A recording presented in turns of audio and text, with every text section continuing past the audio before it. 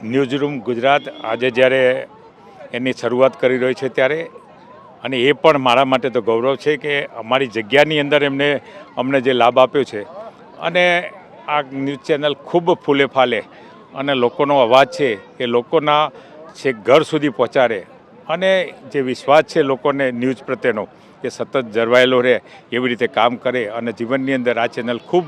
આગળ આવે અને ખૂબ મોટી ચેનલ બને એવી મારી શુભકામનાઓ પાઠવું છું। સાથે સાથે રોનકભાઈને પણ જે એમની આખા જીવનની સ્ટોરી જે આજે રજૂ થઈ ત્યારે લોકોને ચડતી પડતીના દિવસો પણ આવતા હોય છે અને કેવી રીતે બેઠા થવું એ પણ આજે ખૂબ સારી એમની આખી જે જીવન સ્ટોરી એમનું જીવન ચરિત્ર જોવાથી એવું થયું કે માણસે પણ ગમે તેવા સંજોગોની અંદર ધીરજને